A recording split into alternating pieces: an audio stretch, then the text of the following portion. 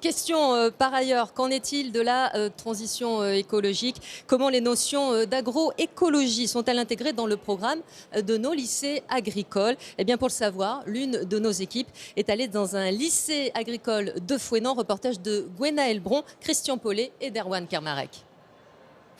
Les cours n'ont pas encore démarré, mais à la ferme du lycée, il y a déjà de l'activité. Tout au long de l'année, les élèves se relaient pour mettre en pratique les leçons et se confronter au métier.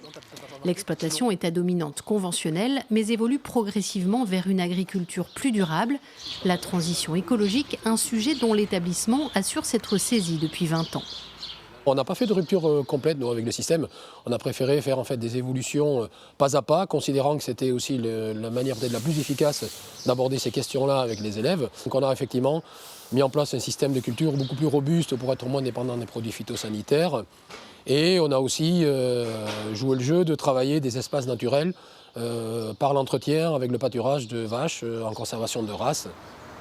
On se sert de la biodiversité à des fins agricoles. Rien qu'en plantant des prairies à espèces variées. Cours d'agronomie pour les terminales de Bac Pro qui reviennent de 3 semaines de stage. Les lycéens ont observé la prise en compte de la biodiversité sur le terrain. Anna, qu'est-ce qu'il a fait ton maître de stage? Il a implanté des pommiers. Fils d'agriculteur bio, Lucas a fait son stage dans une ferme laitière conventionnelle. Même qu'ils soient en conventionnel, il est dans le respect de la biodiversité. Il est dans une agriculture plus de conservation plutôt que d'intensif, ce qui fait qu'il réduit beaucoup les phytosanitaires, les engrais chimiques.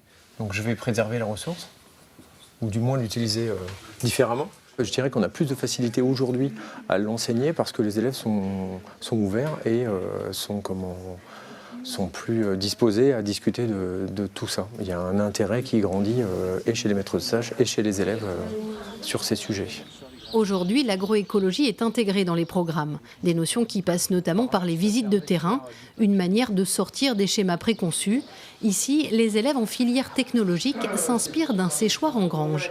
On essaie de leur montrer qu'il existe des systèmes différents, qui ont des pratiques vertueuses et qui sont en fait dans les transitions à la fois alimentaires, parce qu'on voit beaucoup de systèmes avec transformation, vente directe, circuit court, etc. Donc transition alimentaire et transition écologique au sens large. Moi, j'ai certains membres de ma famille qui sont dans l'agriculture et avec ça, on a l'esprit peut-être un peu fermé. Et en venant dans un lycée agricole, c'est sûr que ça nous ouvre un peu plus l'esprit et on voit beaucoup de choses. Éclairer les élèves sur un monde agricole divers et complexe afin de les rendre maîtres du modèle qu'ils choisiront, c'est la mission que se donne le lycée.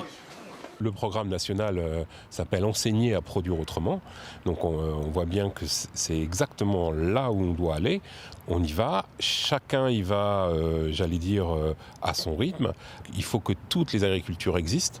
Et c'est vraiment la formation, c'est à chaque futur professionnel de trouver le modèle qui lui correspond le mieux en termes d'idéologie, de pratique et de revenus. Depuis une dizaine d'années, l'enseignement agricole a amorcé le virage de la transition écologique, des pratiques à cultiver maintenant à plus grande échelle.